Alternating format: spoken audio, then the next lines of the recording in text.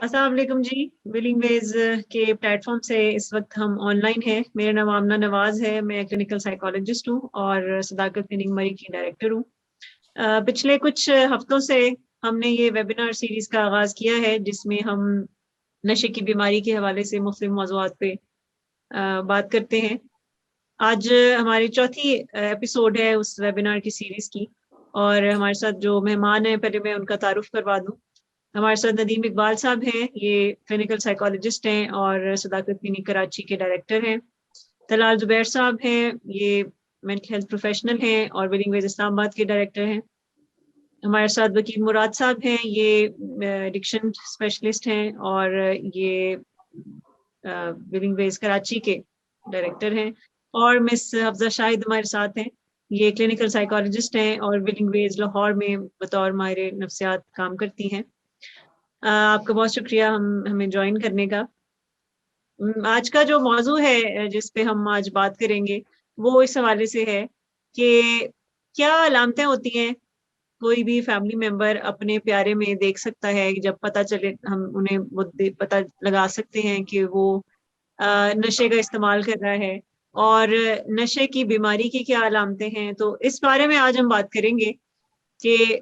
हमारा जब प्यारा हमें पता चलता है कि वो कोई नशे में मुलविस है, बाज़ औक़ात बहुत देर हो जाती है, बहुत देर बाद पता चलता है। तो कौन सी ऐसी साइंस एंड सिम्टम्स हैं जो फैमिली मेंबर्स पहले से वक्त से पहले जरा वो पहचान सकते हैं, देख सकते हैं और वक्त पर उस हवाले से कोई एक्शन ले सकते हैं। तो उस मौजू पे हम बात करेंगे, लेकिन सबसे पहला सवाल मिस हफ्जा शाहिद से मैं करूंगी कि नशे की जो शुरुआत है उसके बारे में कहा जाता है कि नशे की शुरुआत की जो जड़ें हैं वो माशरे में पाई जाती हैं। जो ड्रिंकिंग कल्चर है, स्मोकिंग कल्चर है, या ये जो ड्रग करने का जो एक कल्चर है, पार्टीज से ये मामला यूजुअली स्टार्ट होता है और उसके बाद फिर उनमें से कुछ लोग होते हैं जो नशे के मरीज बन जाते हैं, जिनको नशे की लत लग जाती है। तो आप इस बारे में आगाही दें कि ये जो एक स्लिपरी सी का माहौल होता है जिस पे जाना, इसका कितना बड़ा रोल है कि किसी भी शख्स में ये रुझान बढ़ सकता है कि वो नशे का इस्तेमाल करेगा। थैंक यू सो मच मैं सामना मुझे मौका देने के लिए। और ये बड़ा अहम सवाल है और हम सब की फिक्र का भी बहुत बायस है। ये आजकल जो बदलती दुनिया के साथ साथ हर चीज अपडेट हो रही है, जिसके कुछ मनफी असरात भी हमारे पास रह रहे हैं, जिसमें ये एक सबसे बड़ा नेगेटिव कॉन्सिक्वेंस है कि हमारे यहाँ आजकल ये रातों को जागना और एक अनहेल्दी लाइफस्टाइल को चूज करने का रवाज बहुत बढ़ता जा रहा है। जैसे आपने बात की कि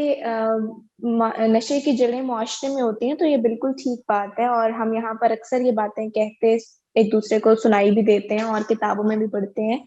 कि नशे की शुरुआत कभी भी किसी बुरी नीयत से नहीं होती। यानी जब भी किसी इंसान ने नशा करना होता है तो वो सिर्फ उसका मकसद ये होता है कि वो फन करना चाहता है, वो कोई एक्सपेरिमेंट करना चाहता है, वो बेहतर महसूस करना चाहता है या खुश होना चाहता है बहुत ज्यादा। इस तरह से इसकी शुरुआत होती है और उनको पता नहीं होता कि आगे जाकर उनके साथ क्या होना है, ये इन द लॉन्ग रन उस नशे ने किस तरह से बैक फायर करना है। तो जब भी कोई फन करना चाहता है और बहुत ज्यादा फन करना चाहता है और फन आफ्टर फन करते रहना चाहता है और वो उस फन को हमेशा से अपने अंदर मुस्तकिल एक रखना चाहता है उस एलिमेंट को, तो वो देखते हैं अपने इर्द गिर्द के रातों को पार्टी करने का कल्चर बहुत ज्यादा आम होता जा रहा है, जिसमें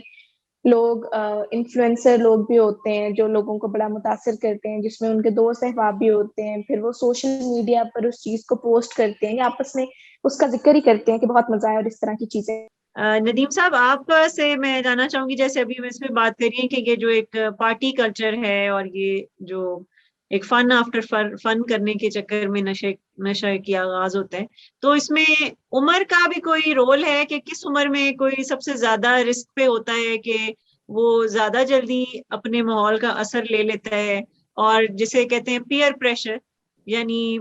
हमारा जो हमारे आसपास के जो लोग होते हैं उनका भी हमारे ऊपर एक इन्फ्लुएंस होता है। तो इसका क्या रोल है और किस उम्र में सबसे ज्यादा कोई रिस्क पे होता है कि उस पे इम्प्रेशन जा सकता है आसपास के लोगों का?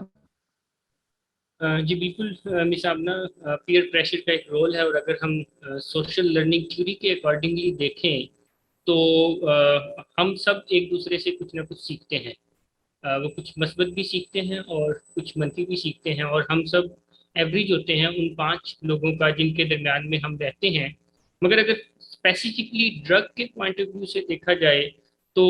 कॉलेज लाइफ जो है, जो कि अराउंड 15 से शुरू होती है, 15-16 से, एंड ऑनवर्ड 20 और मिड 20s तक हम कह सकते हैं, तो ये जो उम्र है, इसमें जो पीयर प्रेशर है उसका बहुत ज़्यादा अफेक्ट पड़ता है इन ड्रग टेकिंग जो मामलात होती हैं, नशे का इस्तेमाल करने में। और मोस्टली जो टीनेजर्स हैं या 20s में या 21-22 के अराउंड जो लोग होते हैं, इस उम्र में उनके दोस्तों का बहुत ज़्यादा अफेक्ट पड़ता है, और इसमें वालिदैन बहुत अच्छा और मस्बत रोल प्ले कर सकते हैं अगर वो बच्चों के सोशल सर्कल पर नज़र रखें। और कुछ अर्सा पहले ऐसा बहुत ज़्यादा होता भी था कि वालिदैन अपने बच्चों के सोशल सर्कल पर नज़र रखते थे और वो जानते थे कि उनके बच्चे किस सोसाइटी में सराउंड करते हैं, उनके दोस्त कौन हैं, और उनके दोस्तों का किस फैमिली बैकग्राउंड से कनेक्शन है, किस कल्चर से कनेक्शन है, क्योंकि ये सारी चीज़ें मिल के अफेक्ट कर रही होती है बच्चे के बिहेवियर पर, बच्चे के एटीट्यूड पर, और उसी में फिर एक ड्रग टेकिंग का जो एक बिहेवियर है वो भी इन्वॉल्व होता है। सो वालिदैन अगर बच्चों को इनकरेज करें ऑनेस्ट कम्युनिकेशन के लिए, ऑनेस्ट शेयरिंग के लिए, और उनके साथ टाइम स्पेंड करें और उनको उनको इनवाइट करें, उनको बताएं कि ये बहुत ज़रूरी है कि हम आपके दोस्तों के बारे में जानें, उनके फैमिली बैकग्राउंड के बारे में जानें, और अगर उनको ये भी सिखाएं कि अगर आपको किसी की तरफ से कोई ड्रग से रिलेटेड मामला के लिए इनवाइट करते हैं या आपको प्रेशर करते हैं, तो फिर आपने क्या करना है, और उनको ये बताया भी जा सकता है कि ऐसे मामला आपको फेस करना होंगे, क्योंकि आज की जो सोसाइटी है या आज ड्रग का जितना ज़्यादा मामला है, जितनी स्पीडी वो स्प्रेड कर रहा है। जैसे मेरे पास एक कल कॉल आई लाहौर से, और वो साहब अपनी बेटी के बारे में बात कर रहे थे जिनकी एज कोई अराउंड 15-16 वो बता रहे थे, और वो लाहौर के बहुत रिनाउंड और बड़े यानी बड़े लेविश स्कूल से उनका ताल्लुक था, मैं उसका नाम नहीं लेना चाह रहा। सो उन्होंने बताया कि वो वहीं से दोस्तों के साथ उनका पहले स्लीपिंग पिल्स का स्टार्ट हुआ, फिर उन्होंने चर्च लेना शुरू कर दी, और वो जो लड़की थी वो 15-16 साल की 9th या 10th की क्लास में था। सो जब वालिदैन पहले से ही बच्चों को प्रिपेयर करते हैं, बताते हैं कि आपको इस तरह के मामला आपको फेस करना पड़ सकते हैं, कभी आपका दोस्त आप जिस पे बहुत ट्रस्ट करते हैं वो आपको इनवाइट कर सकता है ड्रग के लिए, आपको प्रेशराइज कर सकता है, आपको बाल दफ़ा बहुत अजीबोगरीब नाम इस्तेमाल किए जाते हैं अगर बच्चा नो करता है। सो जब बच्चा पहले से प्रिपेयर होता है और उनको ट्रेनिंग दी हुई होती है, तो वो जो ड्रग इस्तेमाल करने का पीयर प्रेशर होता है उसको हैंडल किया जा सकता है। और अगर हम इस मामले को साइंस के अकॉर्डिंगली भी देखें तो साइंस से भी ये वेरीफाई होता है कि अगर बच्चों को 10 से 14 साल की उम्र में ट्रेंड कर दिया जाए कि आपको किन किन मामला को फेस करना पड़ सकता है, और जो कि डोंट्स हैं उनको बता दिया जाए कि ये डोंट्स हैं और ये क्यों डोंट्स हैं, इनके पीछे क्या फैक्ट्स हैं, क्या साइंसी मुहर्रिकात हैं, क्या मजहबी मुहर्रिकात हैं, क्या सोशल मुहर्रिकात हैं, और उन्हें इसी तरह से उनको ट्रेन कर दिया जाए कि क्या डूज हैं जो जिनको आपने आगे बढ़ के करना है, तो उन बच्चों में फिर ज्यादा ये चांसेस होते हैं कि वो डूज की तरफ जाते हैं और डोंट से बचते हैं। और अगर कोई उन्हें ऑफर भी करता है, कोई उन्हें प्रेशराइज भी करता है, तो वो बहुत एमिकेबली बड़े साइंटिफिकली नो करते हैं और बताते हैं कि क्यों हम नो कर रहे हैं। बट अगर आपकी जो स्लेट है वो एम्प्टी होती है, जैसे कि हमारे यहाँ अमूमन टैबू टॉपिक होने की वजह से बात ही नहीं होती और बच्चों की स्लेट एम्प्टी होती है, उनको नहीं पता होता कि चर्च क्या है, इसके क्या एडवर्स इफेक्ट्स हो सकते हैं, या स्लीपिंग पिल्स क्या है, या दीगर स्मोकिंग या अदर ड्रग्स जो हैं, तो जब कोई दोस्त उन्हें फोर्स करता है या उनको कहता है कि इस्तेमाल करते हैं, तो क्योंकि ये जो एज है इसमें तजस्सुस भी बहुत ज़्यादा होता है, तो फिर बहुत ज़्यादा चांसेस होते हैं कि वो ड्रग टेकिंग मामलात में इन्वॉल्व हो जाते हैं, और आगे चल के वो ड्रग एडिक्शन का शिकार होते हैं, डिपेंडेंस हो जाती है और बहुत ज़्यादा यानी खराबियाँ पैदा होती है। सो कॉलेज लाइफ में कॉलेज लाइफ में पहुंचने से पहले पहले वालिदैन को चाहिए कि वो बच्चों को मुकम्मल अवेयरनेस और एजुकेशन दें, और कॉलेज लाइफ में ही ज़्यादा पीयर प्रेशर अफेक्ट करता है, और ज़्यादा यानी कि ये चांसेस होते हैं कि बच्चा अपने दोस्तों से कुछ सही भी सीख सकता है और कुछ गलत भी सीख सकता है।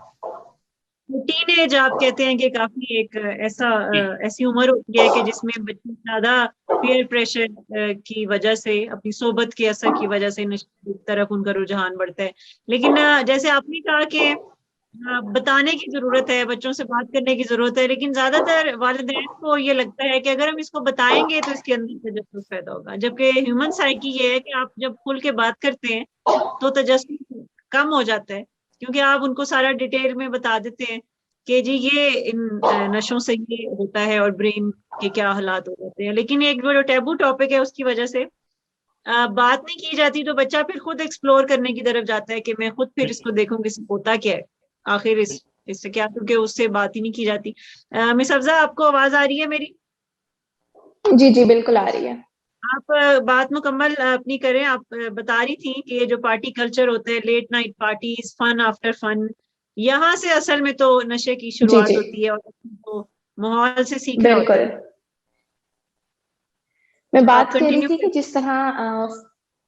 जी फन आफ्टर फन को चेस करने के लिए या इस चीज को महसूस करने के लिए जब लोग पार्टीज में जाना शुरू करते हैं, खास तौर पर स्कूल के स्टूडेंट्स या कॉलेज में पढ़ने वाले लोग जो टीनेजर्स होते हैं, जब ये पार्टी में जाना शुरू करते हैं और वहां पर एक रिवाज देखते हैं कि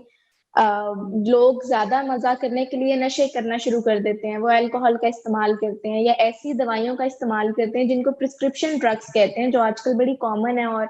लोग इस गलत फहमी में उसका बड़ा अब्यूज करना शुरू कर देते हैं कि ये तो डॉक्टर्स प्रिस्क्राइब करते हैं, तो ये कैसे सेफ अनसेफ हो सकती हैं। तो अल्कोहल के साथ या बाकी नशों के साथ जब वो मिक्स करके ज्यादा हाई अचीव करने के लिए ये नशे करते हैं, तो फिर कुछ लोग बीच में से जिनके जीन्स में एडिक्शन होती है, वो एडिक्शन का शिकार हो जाते हैं, वो नशे के मरीज बन जाते हैं, सिर्फ उस फन को अचीव करने के लिए जो उन्होंने थोड़ी देर के लिए शुरू किया था, और उनका कोई इरादा नहीं था इसको लंबे अरसे तक जारी रखने के लिए या एक दिन उन नशों का मरीज बनने के लिए। वो उनको एडिक्शन के पूरे जर्नी तक ले जाता है और फिर वो एंड अप करते हैं बुरी हालात में या किसी ट्रीटमेंट सेंटर में।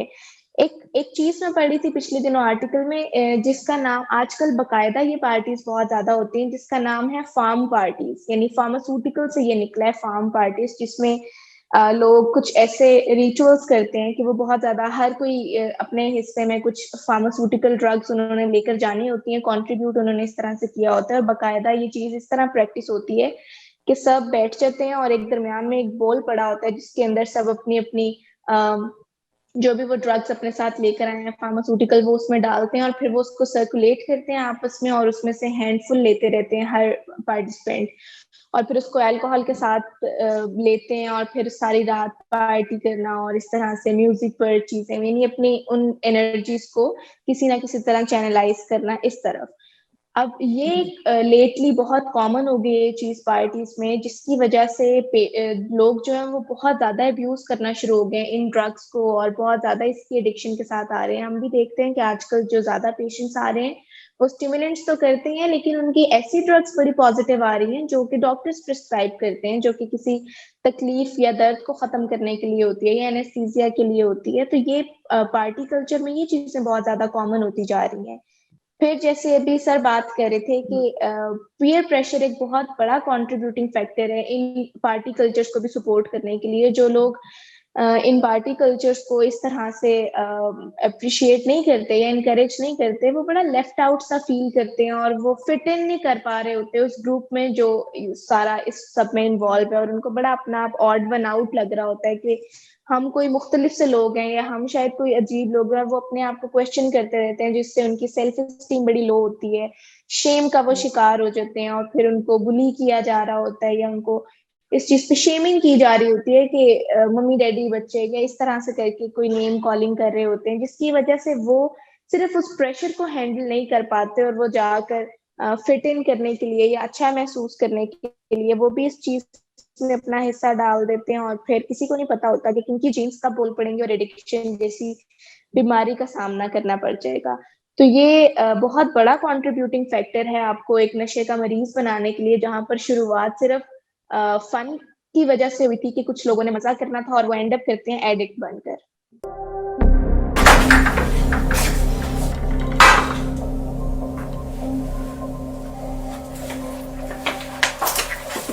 आज फिर पी कर आए हो? मेरा नहीं तो इन बच्चों का ही ख्याल कर लो। बंद करो तुम अपनी बकवास। लेकिन तुम अपनी घटिया को तो से बाज मत आना। तुम हो ही घटिया इंसान। तुम होती कौन हो मुझे रोकने वाली? तुम्हारे बाप के माल की पीता हूं क्या? शराब नोशी की वजह किरदार की खराबी नहीं, मूड की खराबी है। शराब नोशी कभी भी नशे की बीमारी में बदल सकती है। नशे की बीमारी हर स्टेज पर काबिले इलाज है। मदद हासिल कीजिए, क्योंकि वो ऐसा नहीं करेगा। विलिंग वेज से मदद हासिल कीजिए, कहीं से भी मदद हासिल कीजिए, लेकिन फौरी मदद हासिल कीजिए। जिस मुआवजे के इंतजार में आपने बहुत देर कर दी, अब वो दस्तक दे रहा है। मदद हासिल कीजिए, मदद हासिल कीजिए, मदद हासिल कीजिए। रिसर्च के मुताबिक 12 साल की उम्र तक पहुंचते पहुंचते बच्चा नशे के खिलाफ आगाही उतनी नहीं लेता, लेकिन नशे के हक में वो कुछ 400 गुना ज्यादा मालूमात लेता है अपने माहौल से। जब वो मेहंदियों पे, शादियों पे अपने से बड़ों को देखता है कि वो शीशा पी रहे हैं, वो ड्रिंक कर रहे हैं, और वो जगह जगह जो खोखे हैं सिगरेट के, वहां से वो देखता है कि खोखों पे सिगरेट लोग पी रहे हैं। तो वो बहुत, फिर मीडिया पे वो देखता है हीरोज को ड्रिंक करते हुए, ड्रग करते हुए, तो वो बहुत ज्यादा वहां से भी सीख जाता है ये नशे का इस्तेमाल। और फिर जाहिर है फिर बच्चा खुद उस तरफ एक्सप्लोर करने की कोशिश करता है। तो इसका मतलब है कि बच्चों को फिर कहीं 800 गुना ज्यादा बताने की जरूरत है इस हवाले से आज के दौर में, खासतौर पर कि वो आगाही बहुत छोटी उम्र से उनको मिले। और इसको टैबू जो हम बना लेते हैं कि जी ये बच्चे को नहीं बताना, बस खामोश रहो, इससे फिर और ज्यादा तजस्सुस पैदा होता है। सोच कहीं ना कहीं मैं इसमें एक चीज ऐड करना चाहूंगी कि इस चीज पर बात ना करने में सोच कहीं ना कहीं ये भी होती है कि कहीं हमारे बात करने से उसको आइडिया ना मिल जाए या उसका ध्यान ना इस तरफ चला जाए। हालांकि वो सुबह शाम कोई 200-400 लोगों के में उठते बैठते हैं अपने स्कूल कॉलेज में जाकर, तो उनको कहीं ना कहीं से, या जो भी वो फिल्में देखते हैं, ड्रामास देखते हैं, टीवी शोज देखते हैं, तो आजकल ये चीज बहुत आम है। तो आप तो नहीं बताएंगे, लेकिन उनको और हर जगह से पता चल जाएंगी। इसीलिए पेरेंट्स को, घर वालों को बताना, इस पर बात करना बहुत जरूरी हो गया है। बिल्कुल सही आप कह रही हैं। वकील मुराद साहब, आप से ये क्वेश्चन है कि नशे की जो शुरुआत है, शुरू में अपनी तरफ से जो शुरुआत होती है वो बड़े मासूम नशों से होती है, सो कॉल्ड मासूम नशे। और बाज़ औक़ात घर वालों को अगर पता भी हो तो वो समझते हैं कि अच्छा ये तो सिर्फ शीशा है या सिर्फ बियर है। तो आप बताएं कि किन नशों को ये गेटवे नशा कहा जाता है, गेटवे ड्रग कहा जाता है, और क्यों उनको गेटवे ड्रग कहा जाता है, इस बारे में आगाही दें। और उनको कितना मामूली समझना चाहिए, कितना मासूम समझना चाहिए। थैंक यू मिस सामना। पहले तो हम ये जान लेते हैं कि जो गेटवे ड्रग्स हैं वो कौन सी ड्रग्स हैं। बेसिकली जो गेटवे ड्रग्स का जो कॉन्सेप्ट है वो 1980s के बाद जो है वो सामने आया। गेटवे ड्रग्स वो ड्रग्स हैं जो कि अल्टीमेटली फिर आपको हार्ड ड्रग्स की तरफ लेके जाती हैं, यानी कोकेन, आइस और हेरोइन की हम बात कर रहे हैं। और national institute on drug abuse का जो सर्वे है वो ये बताता है कि जो आइस, कोकेन और हेरोइन के पेशेंट्स पे उन्होंने किया, उनमें से जो 90% पेशेंट्स थे वो गेटवे ड्रग्स पे थे, इन ड्रग्स पे आने से पहले। और एक और रिसर्च है national centre on addiction and substance abuse, एक रिसर्च है ये 2016 की है। तो ये बताते हैं कि जो बच्चे गेटवे ड्रग्स पे आ जाते हैं, जिसमें निकोटीन है, जिसमें बियर है, जिसमें एनाबॉलिक स्टीरॉइड्स हैं, जिसमें एनर्जी ड्रिंक्स हैं, जिसमें एक्सेसी है, जिसमें जो है वो शीशा है। अच्छा, ये जो ड्रग्स बच्चे लेते हैं उनके अंदर 266 टाइम्स ज़्यादा वल्नरेबिलिटी होती है हार्ड ड्रग्स की तरफ जाने की, एज कंपेयर टू वो बच्चे जो ये जो है वो गेटवे ड्रग्स नहीं लेते। तो इसका मतलब ये है कि वालिदैन को काफ़ी होशियारबाश होने की ज़रूरत है कि अपने बच्चों के साथ वो कैसे इस टॉपिक पे और इस मौजू पे बातचीत करें। वालिदैन, जैसे अभी मेरे कोलीग्स ने भी बात की कि जो नो कहना सिखाना है, असल में पहले तो वालिदैन खुद ये प्रैक्टिस करते हैं ना नो कहने की, और बच्चों को बताते हैं कि नो कहने के पीछे ये वजह नहीं होती कि सिंपली कि वो कोई खर्च नहीं करना चाहते या वो अफोर्ड नहीं कर सकते। असल में खर्च जो नो करने के पीछे वजह होती है वो सेफ्टी होती है और कंसर्न होता है बच्चों का। तो जब बच्चे आपकी नो को लेना सीख जाते हैं तो यही बच्चे फिर आगे चल के एट द एज ऑफ 12, 14 फिर जहाँ पे इनको एक्सपोजर होता है तो ये नो कह भी सकते हैं, क्योंकि जब आप नो कहना बच्चों को सिखा देते हैं तो यही चीज़ प्रैक्टिकली उनकी लाइफ में आगे जाके काम आती है। जब उनको पीयर प्रेशर या और किसी रीज़न की वजह से कोई उनको अपॉर्चुनिटी मिलती है, मौका मिलता है गेटवे ड्रग्स को ट्राई करने का, ताकि वो जो है वो बहुत कॉन्फिडेंस के साथ जो है वो इनकार कर सकें। और मेरे ख्याल से जो वालिदैन हैं वो इस मामले में ये थोड़ी सी रिस्पॉन्सिबिलिटी उनको ज़्यादा लेने की ज़रूरत है कि बच्चों को जो है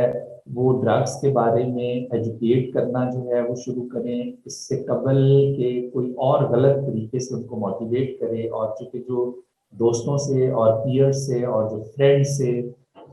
जो भी वर्जन आएगा ड्रग्स का वो उसके हक में आएगा, वो उसके काफ़ी फ़वाइद और काफ़ी उसको बढ़ा चढ़ा के पेश करेंगे, जिससे बच्चे जो हैं वो फिर काफ़ी उसको फैसिनेट करना शुरू कर देते हैं। तो वालिदैन जो हैं वो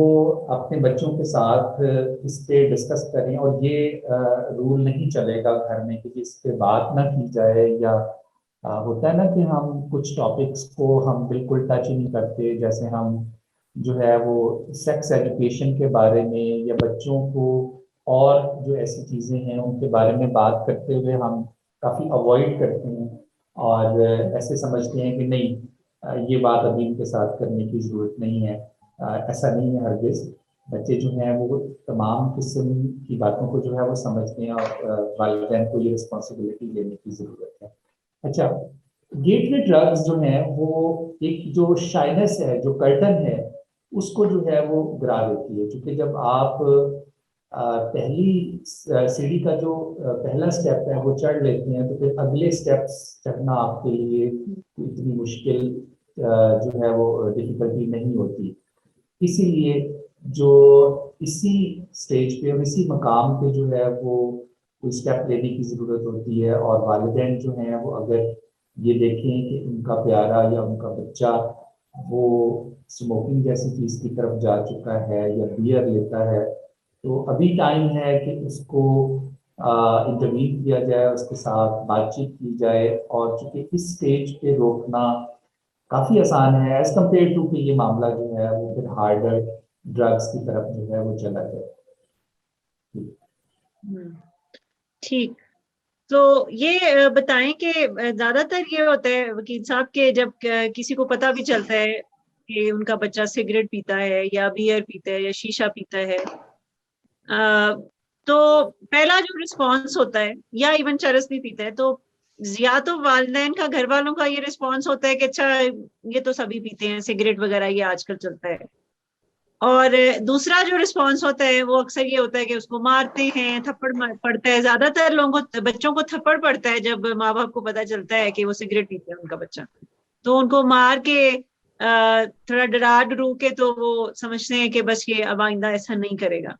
तो आप अगर गाइड करें वालिदैन को, कैसा रिस्पांस होना चाहिए जब पता चलता है कि उनका बच्चा किसी भी तरह का नशा इस्तेमाल कर रहा है, रिगार्डलेस कि वो बड़ा नशा, हार्डकोर नशा कर रहा है या कोई इनोसेंट ड्रग कर रहा है,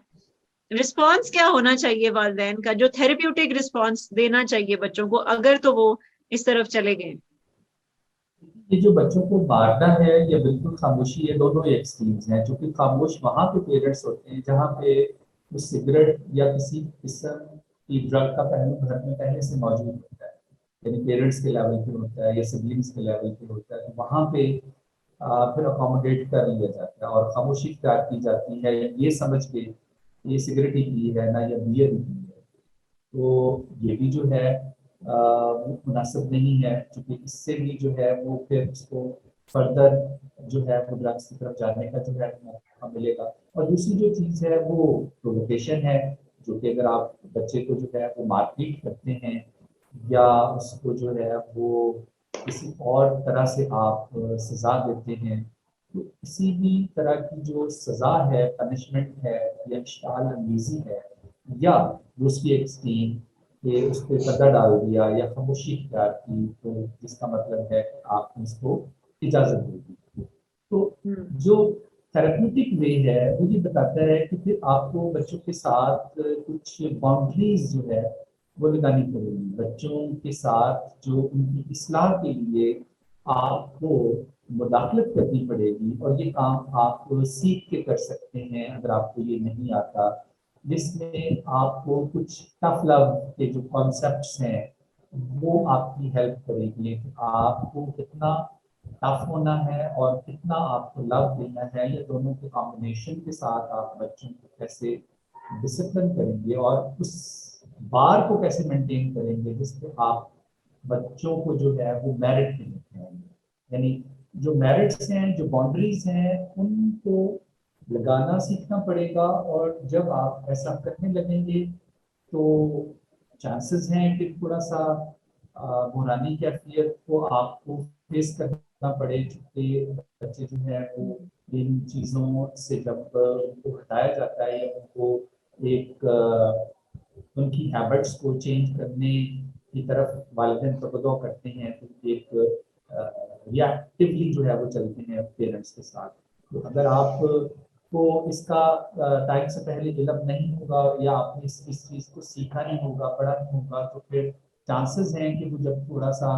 प्रेशर आपके ऊपर बिल्ड होगा या वो बहुत गुस्से से रिएक्ट करेंगे, तो फिर आप पीछे हट जाएंगे और जिसके नतीजे में जो बुहानी कैफियत है वो और बढ़ जाएगी। तो जो मुदाखलत है, यानी बच्चों के बिहेवियर्स को चेंज करने से मुतल्लिका उस इंटरवेंशन को आपको सीख के चलना पड़ेगा, जिसमें आपको अपने कम्युनिकेशन स्टाइल को देखना पड़ेगा कि वो कैसा है, उसमें आप किस तरह से फैक्ट्स को जो है वो बच्चे के सामने रखते हैं और किस तरह से उसकी कुछ लग्जरीज को होल्ड करते हैं, ताकि वो अपने रवैयों में कुछ बेहतरी लाए। और जब वो रवैयों में बेहतरी लाएगा तो उसके नतीजे में उसको एक आप जो है अपॉर्चुनिटी देंगे कि आपको ये करना है, जिसके नतीजे में आपको ये चीज़ जो है वो मिलेगी, अदरवाइज आप उसको विड्रॉ करते हैं या होल्ड कर लेते हैं। तो बेसिकली जो असर्टिवनेस है, कम्युनिकेशन जो आपका स्टाइल है, टफ लव है, इंटरवेंशन का तरीकाकार है, ये सारी चीजें मिल के आपको एम्पावर करती हैं कि कैसे आप बच्चे को जो है वो राह रास्त पे ला सकते हैं। और इसमें इस चीज का कितना रोल है कि अगर कोई किसी का बच्चा नशे का इस्तेमाल कर रहा है या सिगरेट का इस्तेमाल करना शुरू हो गए, तो क्या हमें फौरी तौर पर उसको किसी काउंसलिंग के स्ट्रक्चर में लेके जाना चाहिए? क्या वो वक्त बेहतर है, या क्योंकि ज्यादातर डिले किया जाता है कि अब इतनी सी बात पे थोड़ा हम उनसे माहिर नफ्सियात से पूछेंगे, तो आप इसमें क्या सजेशन देंगे कि क्या उसी उम्र में उसी वक्त अगर बच्चे के बारे में पता चलता है कि वो नशे का इस्तेमाल कर रहा है किसी भी तरह का अपने मूड को ऑल्टर करने के लिए, तो क्या उसको मूड मैनेजमेंट के लिए कोई काउंसलिंग स्किल्स भी उसको, मतलब काउंसलिंग से भी उसको कुछ स्किल्स सीखने की जरूरत है? डेफिनेटली, चूंकि आप बहुत ट्रेन्ड काउंसलर्स और साइकोलॉजिस्ट जो हैं वो मौजूद हैं, जो कि इस सब्जेक्ट पे और इस इशू पे बच्चों के साथ जो है वो बातचीत कर सकते हैं। बच्चा जो है वो अपने मूड और मिजाज को बदलने के लिए जो निकोटीन का सहारा लेता है, तो इसमें जो काउंसलिंग है वो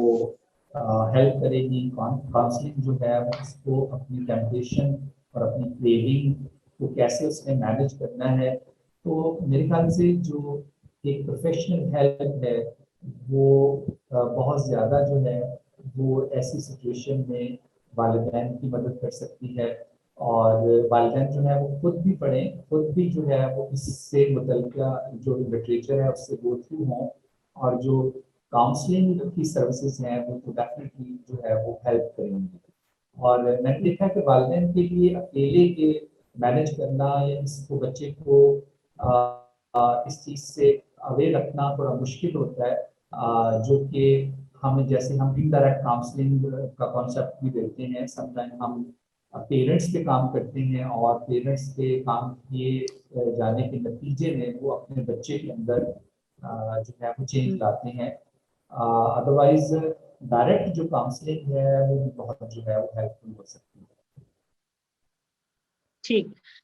मिस हफ्सा, आप से मैं सवाल करूंगी कि क्या निशानियां हैं कि वालिदैन ये डिटेक्ट कर सकते हैं कि उनका जो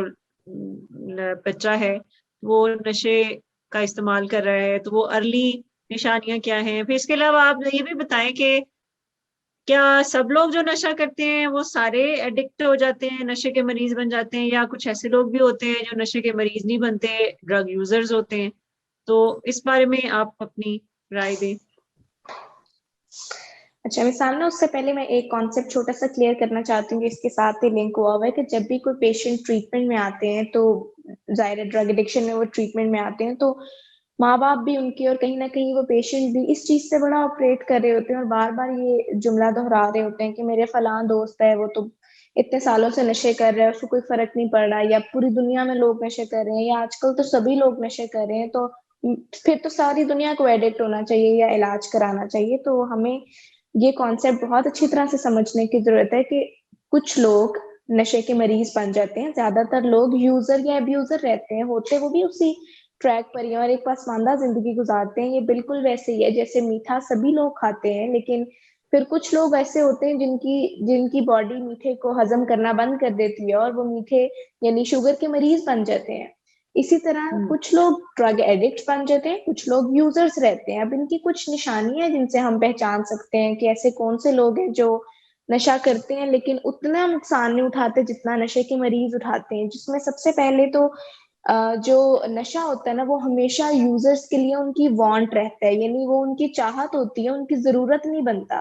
कि वो उसके बगैर रह ही ना सके। लेकिन एक ड्रग एडिक्ट के लिए नशा एक वांट से कहीं आगे बढ़ चुका होता है और उसकी नीड बन चुका होता है और वो नशे के बगैर रह नहीं सकता, फंक्शन नहीं कर सकता वो नशा किए बगैर। यूजर को जब वो नशा नहीं करता तो वो अपना नॉर्मल दिन गुजार रहा होता है और उसको कोई विड्रॉल्स नहीं होते, यानी उसको वो दर्दें तकलीफें नहीं होती जो नशे का असर टूटने के बाद होती हैं एक ड्रग एडिक्ट को। लेकिन जो नशे के मरीज होते हैं वो जब उनका नशे का असर टूट रहा होता है तो वो काफी तकलीफों में से गुजरते हैं। वो तकलीफें साइकोलॉजिकल हो सकती हैं, वो तकलीफें फिजिकल हो सकती हैं, इमोशनल हो सकती हैं, तो उनको कुछ तकलीफों का सामना करना पड़ता है और कुछ ड्रग्स में बहुत ज्यादा तकलीफों का सामना करना पड़ता है जिसमें डायरेक्ट उनकी फिजियोलॉजी जो है वो इन्वॉल्व हो जाती है। तो यूजर और एडिक्ट में एक फर्क ये है कि यूजर को विड्रॉल्स नहीं होते जबकि एडिक्ट को बहुत विड्रॉल्स होते हैं। तीसरी बात, यूजर की डिपेंडेंसी नहीं होती अपने नशे पर। जैसे मैंने पहले भी बात की कि वो नशे के बगैर अपनी लाइफ की फंक्शनिंग को चला सकता है, उसको कोई मसला नहीं आता इतना। ऐसा नहीं होता कि उसकी आंखें ही नहीं खुल रही नशे के बगैर, ऐसा नहीं होता कि वो बात ही नहीं कर सकता नशे के बगैर, या वो परफॉर्म ही नहीं कर सकता। जबकि एक एडिक्ट के लिए हालात काफी मुख्तलिफ से होते हैं कि नशा उसकी डिपेंडेंस बन चुका होता है, यानी उसको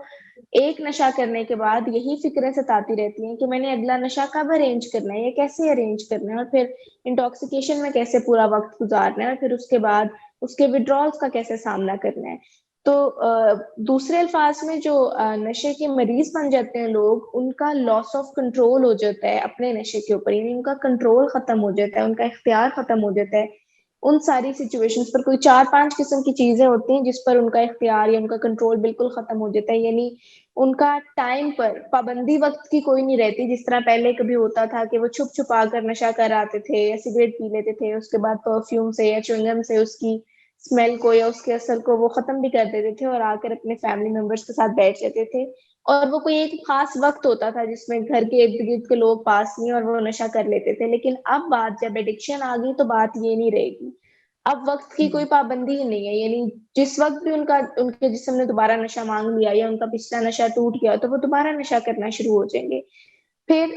जगह की कोई मतलब बीच में कोई लिमिट नहीं रहती। जिस तरह पहले मैंने बात की कि बाहर चुप छुपा कर नशे कर लेना, लेकिन अब घर के ड्राइंग रूम में, बेडरूम्स में नशे हो रहे होते हैं, क्योंकि नशा जरूरत बन चुका है। जिस तरह खाना पीना इंसान की जरूरत है, नशा भी बिल्कुल वैसी जरूरत बन चुका होता है। तो लॉस ऑफ कंट्रोल आपका वक्त पर भी हो जाता है, जगह पर भी हो जाता है।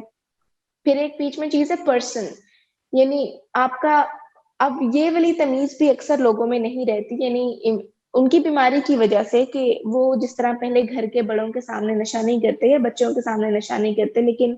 नशे ने उनको इतना बेबस कर दिया होता है कि अब कोई परवाह नहीं होती कि बच्चे फिर रहे हैं उनके पास या उनके बड़े बैठे हुए हैं, माँ बाप बैठे हुए हैं, नौकर वगैरह फिर रहे हैं पास, या कोई रिश्तेदार आए हुए हैं। तो पर्सन वाला एलिमेंट भी यहाँ पर बहुत खराब हो जाता है कि वो सबके सामने ही नशा हो रहा होता है। और फिर ड्यूरेशन और क्वांटिटी, यानी वो कितना वक्त उसमें इन्वेस्ट कर रहे हैं कि पहले नशा खरीदने में, फिर नशा करने में, फिर उसके असर में रहने में, उसके बाद जब नशा टूटता है तो दोबारा से ये साइकिल शुरू हो जाता है। तो बहुत एक अच्छा खासा टाइम वो इसमें इन्वेस्ट कर रहे होते हैं। और क्वांटिटी यानी वक्त गुजरने के साथ साथ उनके नशे की मिकदार बढ़ती जाती है। यानी उनका पिछली मिकदार पर गुजारा नहीं हो रहा होता, वो पिछली मिकदार उनको उतना हाई नहीं दे रही होती। और ये चीज उनके नशे के मरीज होने को बहुत पुख्ता कर देती है कि उनकी मिकदार बढ़ती जाएगी और उनका इन पांचों चीजों पर कंट्रोल जो है वो या तो बहुत ही कम रह जाएगा या बिल्कुल ना होने के बराबर होगा।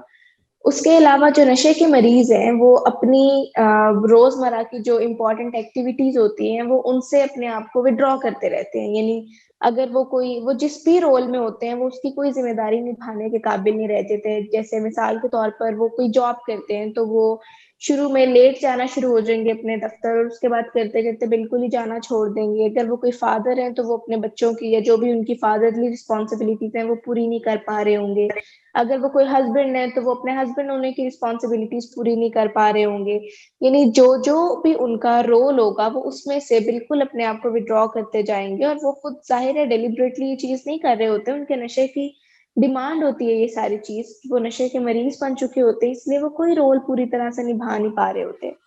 फिर उसके अलावा एक बहुत बड़ा एलिमेंट नशे के मरीजों में ये देखा जाता है कि वो आइसोलेट होना शुरू हो जाते हैं। यानी वो गैदरिंग्स में बैठना, उठना बैठना, गेट टुगेदर्स में, वो इन सारी चीजों को अवॉइड कर रहे होते हैं। एक शेम का एलिमेंट बीच में बहुत ज्यादा होता है कि लोग क्या पूछेंगे, हालत जो खराब हो गई होती है, साइकोलॉजी फिजियोलॉजी सारी। दूसरा, वो ज्यादा से ज्यादा टाइम अपना नशे के पास या उसके करीब करीब इन्वेस्ट करना चाह रहे होते हैं, क्योंकि उनकी जिंदगी में अब सिर्फ काम ही वो चल रहा होता है। तो इंटरपर्सनल प्रॉब्लम्स भी उनकी बहुत आती हैं, उनके ताल्लुकात बहुत ज्यादा खराब होते हैं अपनी फैमिली के साथ, अपने प्यारों के साथ। तो बाहर के लोगों के साथ भी उनके ताल्लुकात बिल्कुल ना होने के बराबर रह जाते हैं, क्योंकि वो आइसोलेशन में इस कदर होते हैं अपने नशे की वजह से कि वो इतना उन लोगों को मिल ही नहीं पाते जो पहले उनके अच्छे दोस्त हुआ करते थे। अब ज्यादातर उनका वक्त या तो अकेले गुजरता है या उन्हीं लोगों के साथ गुजरता है जो उनके साथ नशे जैसी बीमारी का शिकार हो चुके हैं। तो एक यूजर इन सारी चीजों में से उस तरह से नहीं गुजरता, उसकी लाइफ और तरह से पसमानदगी में गुजरती है। लेकिन ये जो पर्टिकुलर जिस जितने भी सिम्टम्स है ना, ये एक ड्रग एडिक्ट में ही पाए जाते हैं। और माँ बाप को ये जब इनमें से कोई भी साइंस आना शुरू हो जाए कि ये अकेला अकेला बैठ रहा है, चुप कर रहा है, बगैर किसी वजह के मूड उदास है, बगैर किसी वजह के बात करने का दिल नहीं कर रहा, खाना पीना बहुत कम हो जाता है, बायोलॉजिकल क्लॉक जो होता है हमारा सोने जागने का वो बहुत डिस्टर्ब हो जाता है कि ये रातों को सारी रात जागता है, दिन में सोता है, या कुछ पैटर्न इस तरह के नजर आना शुरू हो जाए कि रिस्पॉन्सिबिलिटीज अब बिल्कुल नहीं निभा सकता, या हम नहीं समझते केपेबल कि हम कोई जिम्मेदारी दें और वो काम पूरा हो जाए। जब ऐसी कुछ निशानियां आना शुरू हो जाए तो उनको अपने आप को जरा तैयार कर लेना चाहिए इस बारे में, या उनको कह देना चाहिए अपने बच्चे को कि हम आपका ड्रग टेस्ट कराना चाहते हैं, या इजहार ही कर देना चाहिए कि हमें खदशा है कि आप किसी ऐसी एक्टिविटी में तो इन्वॉल्व नहीं है। और मैं तो हमेशा अपने कोलीग्स को भी ये बातें कहते देखती हूँ और खुद भी फैमिली से ये बातें कहती हूँ कि हमें आंखें होते हुए कभी भी किसी पे ब्लाइंड ट्रस्ट नहीं करना चाहिए, जो कि माँ बाप अक्सर करते हैं अपनी औलाद पर। और उनके जहन में दूर दूर तक भी ये ख्याल नहीं होता कि हमारा बच्चा भी नशे जैसी बीमारी का शिकार हो सकता है या नशे कर सकता है। तो आंखें अपनी खुली रखें, जब भी वो ऐसे अलामात देखें तो उनको नजर का धोखा या इस तरह की चीज समझ कर ना इग्नोर कर दें, बल्कि बकायदा प्रोब करें, पीछे जाएं इन चीजों के कि क्यों ऐसे मसाइल उनके साथ पेश आ रहे हैं, क्यों ये अकेला कमरे में पर्दे गिराकर बस लेटे रहना पसंद कर रहे हैं, या क्यों इस वक्त कोई दिन के खास हिस्से में इससे बात नहीं की जाती या चला नहीं जाता सही तरह से। तो माँ बाप को इन चीजों को लाजमी प्रोब करना चाहिए और अपने आप को एजुकेट करना चाहिए इसके बारे में। यानी आपके जो बात का जो समरी जो मैं समझी हूँ वो ये कि एडिक्ट और यूजर में जो एक बड़ा फर्क है वो यही है कि यूजर का कोई गुजारा मुजारा चल रहा होता है जिंदगी में, एक पसमानदा से जिंदगी गुजार रहा होता है, लेकिन जो एडिक्ट होता है उसका नशे के साथ गुजारा भी नहीं हो रहा होता, उसको नशा एक्चुअली रास ही नहीं आ रहा होता। और बिल्कुल इस तरह से अगर सादे अल्फाज में कहे तो एलर्जी हो जाती है, एक एडिक्ट को नशे से एलर्जी हो बिल्कुल हो जाती है, जाती है। नहीं कर रही होती है। और जब वो नशा करता है तो उसका नशे से नुकसान ज्यादा होना शुरू हो जाते हैं, फायदे उसको कम मिल रहे होते हैं, प्लेयर थोड़े अरसे के लिए मिलता है और तकलीफ ज्यादा अरसे तक रहती है। तलाल साहब, आपसे मैं जानना चाहूंगी कि अक्सर फैमिली मेंबर्स को जब पता चलता है कि उनका प्यारा नशे करता है और मरीज बन चुके हैं, वो काफी लेट पता चलता है, वो कहते हैं कि हमें काफी अरसे तक हमें अंदाजा ही नहीं हुआ कि ये नशा करे। तो आप अगर हमारे देखने वालों को गाइड करें इस हवाले से कि क्या ऐसी अलामतें हैं जो बहुत वार्निंग साइंस जिनको हम कह सकते हैं, अर्ली वार्निंग साइंस, कि वो अगर नजर आना शुरू हो जाएं तो फैमिली मेंबर्स को अपने उस प्यारे के हवाले से संजीदगी से सोचने की जरूरत है उसके नशे के रेफरेंस में। आपने बहुत ही अहम नुकता उठाया कि अगर हम हमारे बच्चे जो हैं वो उनके अंदर जो है जब कभी भी कोई इंसान अपनी एक्टिविटी चेंज करता है, उसकी जो प्रायोरिटीज हैं वो चेंज होने लगती हैं, तो उसकी डिफरेंट जो है वो हमें निशानियां मिलना शुरू हो जाती हैं, फिजिकल होती हैं, एनवायरनमेंट होती हैं, सोशल होती हैं। और लेकिन असल मुश्किल ये होती है कि नशा जो है उसके नतीजे के अंदर जो चेंजेस हैं मरीज के अंदर वो इतनी स्टेडीली आ रही होती हैं, क्योंकि स्टार्ट में कोई भी बंदा जो है वो पहले दिन नशे का मरीज तो नहीं बनता, लेकिन वो जब उस एक्टिविटी के अंदर होता है अमूमन, जो कि उसका मैट्रिक और फर्स्ट ईयर के दरमियान जो सबसे ज्यादा देखा जाता है टाइम, उसमें वालिदैन को तब जाके पता चलता है कि जब कोई रिजल्ट खराब हो जाता है या कोई बिहेवियरल इश्यूज आ जाते हैं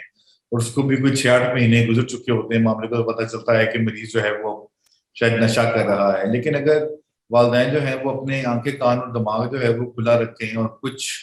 सिम्टम्स के हवाले से अगर वो अपने बच्चों को जनरली जांचते तोलते रहें तो फिर वो बच्चा जो है वो उनको पहले ही पता लग जाता है। डॉक्टर सदाकत साहब एक बड़ी मजे की बात कहते हैं कि एक जो सबसे बेस्ट टेस्ट होता है बच्चे का वो ये है कि जब भी वो घर से बाहर जाए या घर वापस आए तो आप उसको गले लगा के उसका मुंह चूमे, यूं आप जो है उसको अपने प्यार का इजहार भी कर पाते हैं, और अगर वो कुछ गड़बड़ कर रहा होता है तो आपके नॉलेज के अंदर भी आ जाता है। लेकिन जो मेनली हमें जो है वो जो चीजें नजर आती हैं, क्योंकि देखें तमाम जो ड्रग्स हैं, मुख्तलिफ जो ड्रग्स हैं उनके मुख्तलिफ सिम्टम्स होते हैं और उनके डिफरेंट जो है वो अलामात पसपाई या विड्रॉल सिम्टम्स होते हैं जो कि नजर आ सकते हैं। लेकिन जो जनरल हम समझें कि कॉमन जो है वो तमाम ड्रग्स के अंदर हमें सबसे पहले जो है वो फिजिकल साइंस के अंदर उनकी जो खाने पीने का जो रुझान है वो तब्दील होता नजर आता है। कुछ ऐसे ड्रग्स होते हैं जो हमारे खुराक को, हमारी भूख को बहुत कम कर देते हैं, फिर कुछ ऐसे ड्रग्स होते हैं जो कि जो है वो हमारी खुराक को जो है बहुत बढ़ा देते हैं। तो अगर किसी के भी बच्चे के जो है वो खाने पीने की रूटीन के अंदर जो है वो चेंज आने लगे तो ये पहली निशानी है कि वो कोई ड्रग्स ले रहा है, गड़बड़ जो है वो कर रहा है। उसके साथ जो है वो अगर उसकी आंख जो आईबॉल होता है अगर ये लाल नजर आए या फिर डायलेटेड जो है वो प्यूपल नजर आए, जैसे कि आंखें डूबी हुई होती हैं या बहुत ज्यादा वेट सी होती हैं जरूरत से ज्यादा, तो क्योंकि होता ये है कि जो नशे की वजह से जो दिमाग के अंदर चेंजेस आती हैं तो उसकी वजह से हमारी आंखों का जो कलर है वो भी चेंज होता है और आंखों की जो शेप होती है, जैसे कि अगर आप उनकी ऊपर वाली पलकें देखें तो ये आधी आंखों तक पहुंची होती हैं और हमें नजर आता है कि हालांकि आजकल तो बच्चे जो है वो ऐसे ड्रॉप्स इस्तेमाल करते हैं, बल्कि मैं ऐड करूंगा कि अगर किसी बच्चे की जेब से क्यूरीन के ड्रॉप्स निकलते हैं नीले ढक्कन वाले, तो उसका मतलब ये है कि वो नशा ही इस्तेमाल कर रहा है, बेशक वो कहता रहे कि ये किसी दोस्त के रह गए हैं। तो इसी तरीके से जैसे कोई लोग जो अगर इंजेक्शन लगाते हैं तो फिर उनके जिस्म के ऊपर सुइयों के निशान हमें नजर आते हैं। अब इसी तरीके से जो उनकी जो हाइजीन की हैबिट्स हैं वो चेंज होने लगती हैं, उनके अपने आप को जो बनना संवरना तैयार होना का जो बच्चे शौकीन होते हैं वो अचानक से उन चीजों के अंदर इंटरेस्ट लेना जो है वो छोड़ देते हैं। इसी तरीके से अगर जो है वो बच्चों के अंदर बहुत ज्यादा बेचैनी नजर आ रही है या उनके अंदर पैरानोया नजर आता है कि जैसे कि वो बहुत ही शक करने लगे हैं अचानक से चीजों के ऊपर, या ये कहने लगे हैं कि फलाना जो है वो मेरे ऊपर बिला वजह नजर रखता है, या कोई भी ऐसी बात जो कि पैरानोया का सिम्टम हमें नजर आता है, तो ये फिजिकल साइंस हैं जो कि हमें बहुत अर्ली ऑन ड्रग इस्तेमाल करने के अंदर नजर आते हैं। उसके साथ फिर एनवायरमेंटल कुछ साइंस होते हैं जो हमें नजर आते हैं, जैसे कि अगर बच्चे के पास से जो है वो कोई अनयूजुअल किस्म की स्मेल है, खासतौर पर जो मारिजुआना है या चर्स है, इसकी जो स्मेल है वो एक बहुत ही पिंजेंट किस्म की स्मेल होती है जो कि चुभने वाली होती है। और अगर बच्चे की गाड़ी में से या ऐसी कोई चीज नजर आए, कहीं अगर तंबाकू जो है वो गिरा हुआ नजर आता है गाड़ी के अंदर या वॉशरूम के अंदर, तो ये भी एक चीज की निशानी है। फिर इस तरीके से जो अगर आपकी जो है वो एनर्जी सेवर जो है वो गायब होना शुरू हो गए हैं घर से, जिसे बल्ब कहते हैं, क्योंकि आइस की पेशेंट जो है वो उसको इस्तेमाल करते हैं करने के लिए, या अगर बच्चा जो है वो जैसे उसका जो है वो अगर कोई नाक जो है वो बह रहा है हर वक्त, उसका कॉन्टिन्यूस नाक अगर बह रहा है, इसका मतलब है कि वो कोकेन या ऐसे किसी तो मुख्तलिफ यानी कि सब्सटेंस के जो है वो सिम्टम्स होते हैं। इस तरीके से जो है वो अगर वो बहुत ज्यादा डिओड्रेंट इस्तेमाल करने लगा है आने जाते हुए, या पहले घर में जब आता है तो फटाफट पहले भाग के वॉशरूम में जाता है और जाके अपना जो है वो मुंह धो के दांत ब्रश करके फिर घर वालों के पास आना चाहता है, तो ये भी इसकी की निशानी होती है कि वो बाहर से जरूर कुछ ना कुछ ऐसा करके आ रहा है कि वो फैमिली की नॉलेज में जो है वो नहीं लेके आना चाहता। इस तरीके से अगर उसकी जो बिहेवियर पैटर्न्स में जो चेंज है वो हमें स्लीप के अंदर नजर आती है बहुत क्लियर कट, कि अगर बच्चे की जो नींद है वो या तो बहुत बढ़ना शुरू हो गई है या बिल्कुल गायब हो गई है, या फिर वो 2-2 3-3 रातें सो नहीं रहा है, या फिर वो अगर तकरीबन सुबह होने का इंतजार करता है और फिर सोता है और दोपहर तक सोता रहता है, या फिर वो जो है वो शाम होते ही बाहर की तरफ दौड़ता है और अगर आप उसको रोकने की कोशिश करें तो वो आपको बिल्कुल जो है वो आपके हाथ नहीं आता, बल्कि अपने रवैये को जो है वो खराब करने लगता है। बच्चा जो है अगर आपका बहुत ज्यादा रिएक्टिव हो गया है या उसके अंदर उसको गुस्सा बहुत ज्यादा आने लगा है, इसी के साथ जो है वो उनके अंदर अगर एनर्जी के लेवल्स हमें चेंज होते हुए नजर आते हैं कि कभी वो बहुत लो फील करता है, कभी जो है बहुत ज्यादा हाई फील करता है, तो ये भी एक जो है वो उसकी तवानाई के अंदर जब हमें चेंजेस नजर आते हैं तो ये भी एक निशानी है कि वो कोई ना कोई सब्सटेंस जो है वो ले रहा है। इसी तरीके से अगर उसकी पर्सनालिटी के अंदर जो है वो चेंजेस आते हैं, जैसे कि वो अगर पहले बहुत पोलाइट था और अभी अचानक से, क्योंकि जो ड्रग लेने की वजह से हमारे ब्रेन के केमिकल्स के अंदर कुछ चेंजेस आने लगते हैं, तो उसके नतीजे में भी जो है वो मरीज जो है वो उसके जो बिहेवियर है वो चेंज होने लगते हैं और वो अचानक से घर वालों को जो है वो अपना दुश्मन और अपने दोस्तों बाहर वालों को अपना बहुत दोस्त समझने लगता है। इसी तरीके से अगर उसकी जो आपको इज्जत नफ्स जो है वो कमी नजर आती है, उसको अपना आप सफिशिएंट नहीं लगता, उसको अपना एनवायरनमेंट अच्छा नहीं लगता जो कि पहले जिसके अंदर वो बहुत कंफर्टेबल था, तो ये भी एक निशानी होती है कि वो इसी तरीके से अगर अचानक से उसको चीजें उसकी घूमने लगती हैं या वो बड़े बड़े पैसों की डिमांड करने लगता है जो कि आपकी अपनी रेंज के मुताबिक, जोन के मुताबिक, किसी दोस्त की सालगिरह है, आज हमने कहीं मिलके खाना करना है, कहीं मिलके हमने आज ये काम करना है, तो ये भी फिर नजर आता है कि बच्चे घरों से पैसे लेके जो है वो नहीं करते। फिर नजर आता है बच्चे कि इनिशियली वो बाल कटवाने के लिए पैसे ले रहे हैं तो पैसे भी खर्च हो गए और बाल भी नहीं कटे, और पता लगता है कि वो पैसे कहीं गिर गए हैं या अचानक से इंकशाफ होता है कि किसी का उधार देना है तो वो उधार हमने दे दिया है। तो ये भी हमें जो है वो बिहेवियर के अंदर ये वाले फिर जो है वो बच्चा अगर मोटरसाइकिल या गाड़ी चला रहा है तो वो बहुत ही रेक्लेसली चलाता है, एहतियात नहीं करता, बहुत तेज गाड़ी चलाता है, या उसका दिल चाहता है कि वो मोटरसाइकिल का एक पहिया जो है हवा में उठा ले, तो कभी कभी उसका दिल चाहता है कि वो दोनों पहिए ही हवा में उठा ले। तो ये बिहेवियर भी जो है वो नजर आता है कि किसी एडिक्टिव पैटर्न का है, या उसके पीछे कोई ना कोई जो रिस्की बिहेवियर है वो शामिल हो रहा है। इसी के साथ साथ जो है वो अगर, क्योंकि ड्रग्स जो है वो हमारे दिमाग के कुछ एरिया को इफेक्ट करते हैं बहुत बुरे तरीके से, जिसके अंदर कि हमारा कॉग्निशन, हमारा ये जो प्रीफ्रंटल कॉर्टेक्स है, जहाँ पे हम यानी मसाइल को हल करना, फैसले करना, और हमारी याददाश्त रहती है, मेमोरी रहती है, तो ये वाला भी जो एरिया है इसको भी बहुत बुरे तरीके से वो डैमेज करता है। और इसकी वजह से उनका जो है वो उसकी चीजें याद नहीं रहती। आप उसको टास्क देते हैं कि आपने ये काम करना था, तो कहता हो मुझे याद नहीं रहा, मैं फिर अभी कर देता हूँ। तो जब बच्चा जो है वो बार बार चीजों को भूल रहा है, तो ये भी उसके अंदर जो है प्रॉब्लम है। तो इसी तरीके से अगर उसका जो दोस्तों का सर्कल है वो अचानक से जो है वो चेंज होने लगा है, और जो पहले नजर आता था कि वो इन लोगों के साथ हैंग आउट कर रहा है, अचानक से नए नए दोस्त बनने लगे हैं, और ऐसे दोस्त हैं जो कि नए नए नाम के इंकशाफ हो रहे हैं। तो बहुत फ्रीक्वेंटली अच्छे और पढ़ने वाले दोस्त जो कि उसके साथ लंबे अरसे से थे, उनसे वो डिस्टेंस होने लगा है, और न्यू फ्रेंड सर्कल जो है उसके करीब आने लगा है। तो ये भी एक जो है वो निशानी है। इसी तरीके से अगर जो है वो स्कूल के अंदर जो है बंक कर रहा है, अपनी असाइनमेंट्स पूरी नहीं हो रही, उसके ग्रेड्स आने से गिरना शुरू हो गए हैं, तो ये भी इस चीज की निशानी है। या वो अगर कामकाज के अंदर है तो उसकी परफॉर्मेंस जो है वो बहुत नीचे आना शुरू हो गई है। रिलेशनशिप्स के अंदर जो है वो नए मसले आना शुरू हो गए हैं, या किसी पुलिस के हाथों पे भी पकड़े जाते हैं। यानी इस तरह की जितनी भी चीजें जो हैं वो सारी की सारी ड्रग्स लेने की निशानियां होती हैं। लेकिन एक चीज वाज़ेह कर दूं कि इनमें से कोई एक चीज हम देख के डिसाइड नहीं कर सकते कि बच्चा ड्रग ले रहा है, लेकिन इसमें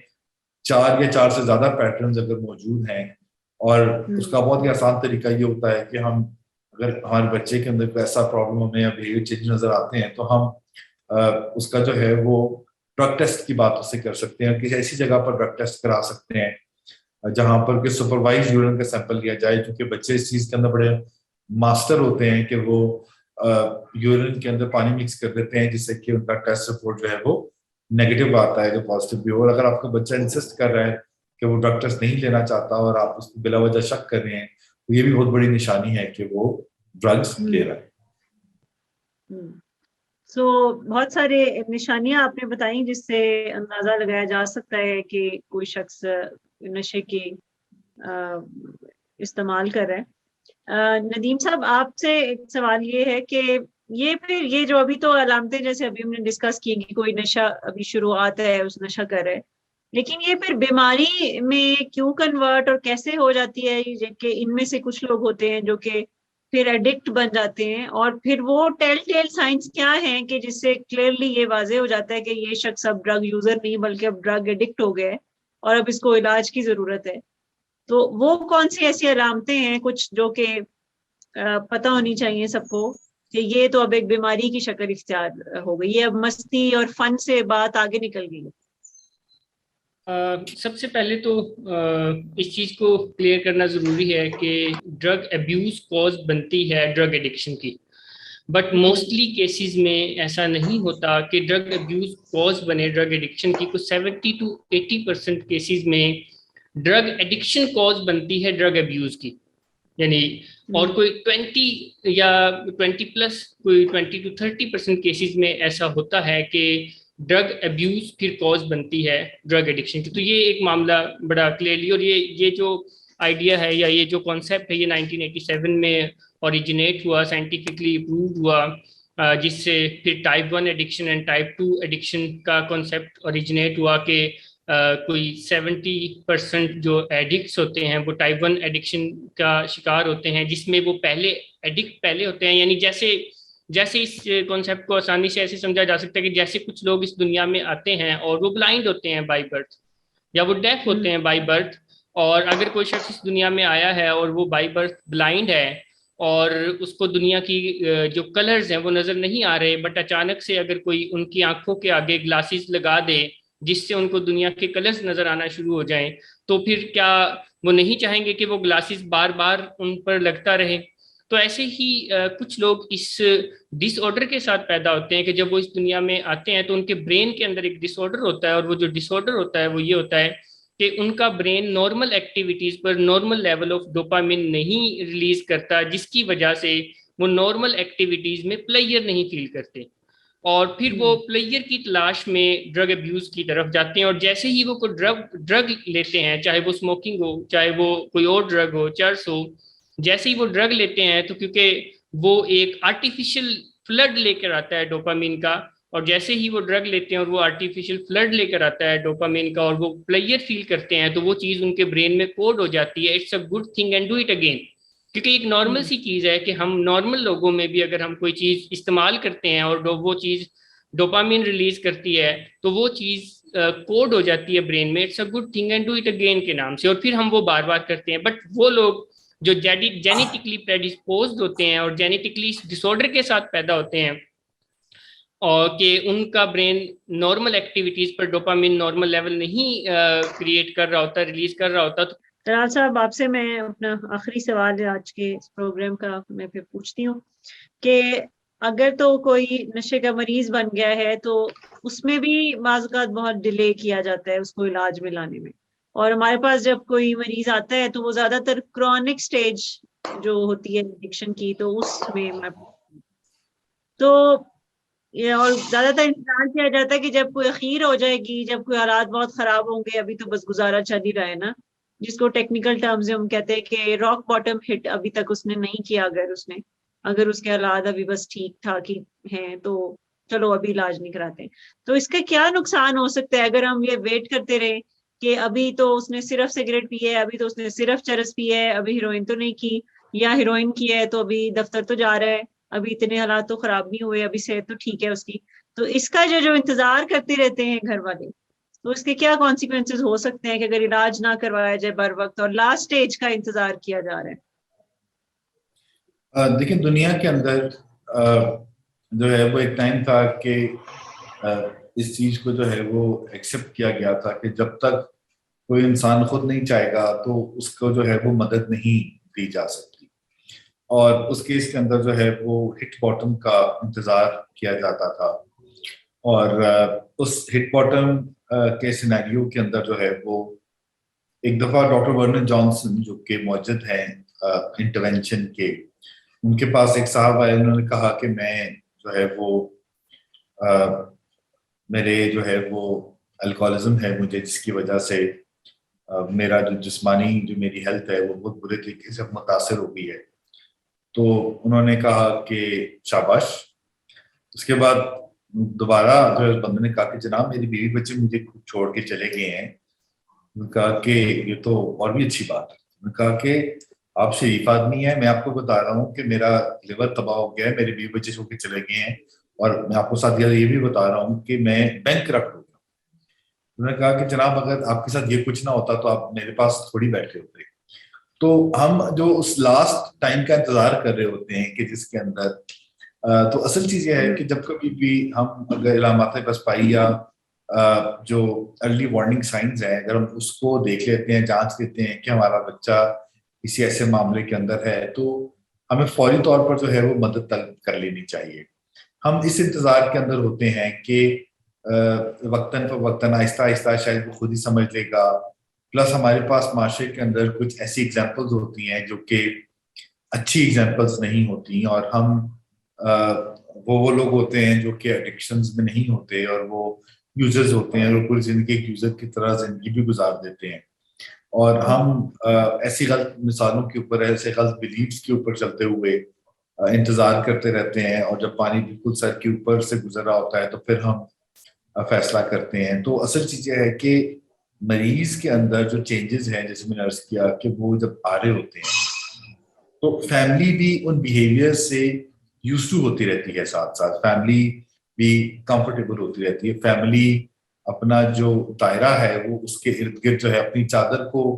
जो है वो अपने पाँव को चादर से फैलाना, बाहर जो है वो निकालना शुरू कर देते हैं, और वो उसके साथ फ्लेक्सिबिलिटी करना शुरू कर देते हैं। अगर क्योंकि मरीज शुरू में जब डिनाइल के अंदर होता है तो वो ये बताना चाह रहा होता है कि मैं जो हूँ वो एक विक्टिम हूँ और फैमिली जो है वो एक विलन के रोल के अंदर है। और चूंकि जो वालिद साहब हैं वो उन्होंने बचपन में उसको मारा था, और चूंकि उसको पैसे जो है वो नहीं दिए जाते, क्योंकि उसको कारोबार सेट करके नहीं दिया जाता, तो वो ऐसे तमाम तर जो हथकंडे है वो जो नशे का मरीज है वो इस्तेमाल करता है कि जिससे कि इलाज के और उसके दरमियान जो है वो डिले हो सके और गैप जो है वो आ सके। और अमूमन देखा गया है कि इस प्रोसेस के अंदर 3 से 5 साल का जो वक्त है वो गुजर चुका होता है, और जिसके अंदर जो है वो नशा बहुत तेजी से उसकी मिकदार बढ़ी होती है, और ये सारे के सारे जो चीजें हैं बढ़ी होती हैं, और फैमिली हतर इम्कान बातचीत करके समझा के और इसको डील करना चाहती है, क्योंकि उनके अंदर ये एक्सेप्टेंस नहीं होती कि ये कोई बीमारी है। प्लस शेम जो है वो एक बहुत बड़ा फैक्टर है, शेम जो है वो एक बहुत बड़ा फैक्टर है किसी भी मरीज जो है उसके इलाज के दरमियान जो है। और फैमिली ये नहीं चाहती, उसको लगता है कि अगर इस पे रिहैब का धब्बा लग गया तो फिर क्या होगा, अगर ये जो है वो किसी को पता चल गया कि रिहैब में गया है तो फिर क्या होगा, अगर तो इसके ये रिहैब चला गया तो उसकी बहन के फिर अच्छे रिश्ते नहीं आएंगे। तो ऐसी मिसबिलीव्स होते हैं और ऐसी मिथ्स होती हैं शेम की वजह से कि फैमिली उस मामले के अंदर रहती है। और फिर हालांकि फैमिली को ये लगता है कि ये किसी के इल्म में नहीं है, और ये जो वो कहते हैं ना कि इश्क और मुश्क छुपाए नहीं छुपते, तो ये जो नशे की मुश्क है ये बहुत दूर तक जो है वो पहुंच चुकी होती है, और ज्यादातर लोगों के जो है ये नॉलेज के अंदर होता है कि वो ऐसा सब कुछ कर रहा है। असल चीज ये है कि इससे कतई फर्क नहीं पड़ता कि आप जो है वो इसको छुपाने की जरूरत है या किसी को पता ना चल जाए, पर किसी से पड़ता है कि आपका बच्चा जो है वो ठीक हो जाए, उस मसले में से बाहर आ जाए। अर्ली इलाज जो है वो इसलिए भी बहुत अहमियत का हामिल है कि जब कभी भी आप ड्रग लेते हैं तो उससे आपके ब्रेन के अंदर जो है वो चेंजेस आते हैं। और मैं यहाँ पर दिखा नहीं सकता, लेकिन जो एक नॉर्मल ब्रेन होता है और एक ऐसा ब्रेन जो कि एडिक्टेड ब्रेन होता है, कैनबिस एडिक्टेड ब्रेन की अगर आप स्पेक्ट स्कैन्स देख लें दोनों को सामने रख के, तो आपको बकायदा जो एडिक्टेड ब्रेन है उसके अंदर खड्डे पड़े हुए नजर आते हैं, जैसे कि चांद के अंदर खड्डे पड़े होते हैं,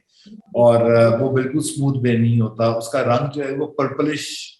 हो जाता है। हालांकि जो हेल्दी ब्रेन होता है उसका कलर येलोइश और ग्रीनिश होता है, ये जो है वो ऑरेंजिश और पर्पलिश कलर जो है इसका चेंज हो जाता है। प्लस ब्रेन की ऐसी जगह डैमेज हो जाती हैं और एट टाइम्स ये डैमेज परमानेंट भी हो जाता है। जैसे आप और हम देखते ही है ना कि कुछ लोगों का हम ड्रग इंड्यूस साइकोसिस रिवर्स कर पाते हैं और कुछ का वो परमानेंट होता है, तो पूरी जिंदगी फिर दवाइयां खानी पड़ती हैं। इसलिए जो है वो जब कभी भी आपको ऐसी पता चले, क्योंकि मसला ये होता है कि जब आप एक दफा ड्रग यूज करते हैं तो फिर वो जो एक हाई जाने वाली फीलिंग है आप उसके पीछे भागना चाहते हैं कि आपको किसी तरीके से वो मजा आ जाए, वो आपको जो एक जो किक मिलती है वो आपको मिले, और उस चक्कर में फिर उसके नीचे इतने नुकसान होने लगते हैं कि आपको समझ नहीं आती। तो अगर जो है वो आपको ये चीज पता चल गई है कि आपका बच्चा ड्रग यूज कर रहा है, चाहे वो भी एडिक्ट नहीं है, यूजर भी है, तो फिर भी मदद के लिए जाना चाहिए और किसी प्रोफेशनल से मिलना चाहिए। और हम तो रिकमेंड करेंगे कि विलिंग वेज की टीम में लाहौर, कराची, इस्लामाबाद, मरी जो है वो आप कांटेक्ट करें, ताकि जो आपका मरीज है उसको फौरी तौर पर, यानी अगर इनिशियल स्टेज के ऊपर है तो देखिए उसके कितने फायदे हैं कि उसको बगैर दवाई के टाइम्स आउटडोर काउंसलिंग से ही उसका मसला हल हो सकता है। फिर जब जूनियर स्टेज एडवांस होती है तो फिर आउटडोर काउंसलिंग के साथ साथ विड्रॉल मैनेजमेंट की जरूरत है, और फिर अगर स्टेज उससे भी ज्यादा क्रॉस हो जाती है तो फिर इंडोर रिहैबिलिटेशन की जरूरत पेश आ सकती है। तो हम जो है वो कहते हैं ना, stitch in time saves nine जो है वो हो सकता है। लेकिन फैमिली और मरीज के दरमियान जो है वो ये मुज़ाकरात चल रहे होते हैं जिसके अंदर मरीज फैमिली को 4 बातों पे कन्विंस किए रखता है। पहली बात ये कि मैं बहुत मजलूम हूँ, मेरे साथ बहुत ज्यादती हुई है। दूसरी बात ये कि मेरे घर वाले जो हैं वो बहुत जालिम है। तीसरे नंबर पे ये कि मेरे मामला जो हैं इसके अंदर कोई और मुदाखलत ना करे और अब मैं अपने मामला को खुद ही ठीक कर लूंगा। और चौथे नंबर पे ये कि वैसे अब मैं नशा छोड़ने ही वाला हूँ। तो इसमें जो सबसे खतरनाक बात है वो ये आखिरी वाली है कि अब मैं नशा छोड़ने ही वाला हूँ। इसमें साल जो है वो गुजर जाते हैं और नशा जो है वो यूं टेक ओवर कर लेता है जैसे कि किसी एक जजीरे को समुद्री तूफान जो है वो टेक ओवर कर लेता है और दूर से देखने में जो है वो फिर कुछ भी नजर नहीं आता, हर तरफ जो है वो पानी पानी नजर आता। इस तरीके से जो मर्ज के इफेक्ट है वो किसी भी मरीज को बहुत बुरे तरीके से टेक ओवर कर लेते हैं। सो जो अर्ली वार्निंग साइंस को पहचानना और इलाज का जो फौरी डिसीजन लेना है, ये जो है वो मसलों को बहुत नीचे वाले लेवल पे हल कर सकता है। और अगर आपका मरीज मदद नहीं चाहता या वो डिनाई करता है मरीज को मदद को, तो एज अ फैमिली मेंबर आप लोग आ सकते हैं और सीख सकते हैं और जान सकते हैं। हम लोग अपने तमाम सेंटर्स में रोज देखते हैं ना कि सबसे पहले तो फैमिली मेंबर्स आते हैं जो आके डिस्कस करते हैं कि मसला क्या है, और उसके बाद वो मरीज जो है उसके इलाज का रास्ता हम वहां पे बैठ के प्लानिंग के जरिए हम बात करते हैं। सो जब कभी भी किसी को पता चले कि उसका बच्चा किसी मर्ज का शिकार है तो उसको फौरी मदद के लिए वैसे ही रब्ता करना चाहिए जैसे कि अगर हमारे किसी लव्ड वन को डायबिटीज हो जाएगी तो हम घर बैठ के उसके साथ 2 साल मुज़ाकरात तो नहीं करेंगे ना उसकी डायबिटीज को मैनेज करने के लिए, उसको फौरी तौर पे मदद के लिए लेके जाएंगे। तो इसी तरीके से नशे के मर्ज के अंदर भी जो है वो सेम स्ट्रेटेजी यूज होनी चाहिए, क्योंकि ये भी उतना ही एक डिजीज है, एक डिसऑर्डर है जैसे कि बाकी फिजिकल इलनेसेस होते हैं। बिल्कुल, बहुत शुक्रिया आपका तराल साहब ये गाइडेंस के लिए। और हम अगले अपने आने वाले प्रोग्राम में इस बारे में तफसील से भी बात करेंगे कि किस तरह से किसी की जिंदगी में मदाखलत कर सकते हैं अगर वो राजी नहीं है इलाज के लिए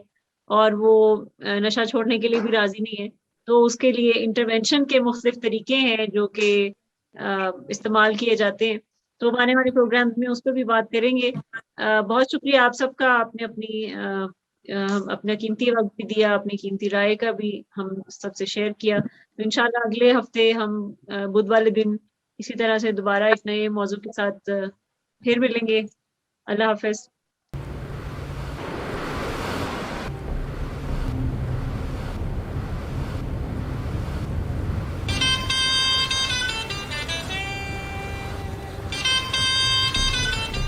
अच्छा, तो अभी तक तुम्हारा इस चीप लड़की के साथ चक्कर चल रहा है? तुम कौन होती हो मुझे पूछने वाली? ओके, और तुम इन घटिया लड़कियों के साथ गुलछर्रे उड़ाते फिरो तो मैं चुप बैठूं?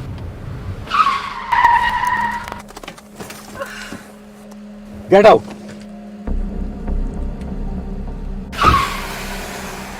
शराब नोशी की वजह किरदार की खराबी नहीं, मूड की खराबी है। शराब नोशी कभी भी नशे की बीमारी में बदल सकती है। नशे की बीमारी हर स्टेज पर काबिले इलाज है। मदद हासिल कीजिए, क्योंकि वो ऐसा नहीं करेगा। विलिंग वेज से मदद हासिल कीजिए, कहीं से भी मदद हासिल कीजिए, लेकिन फौरी मदद हासिल कीजिए। जिस मुआवजे के इंतजार में आपने बहुत देर कर दी, अब वो दस्तक दे रहा है। मदद हासिल कीजिए, मदद हासिल कीजिए, मदद हासिल कीजिए।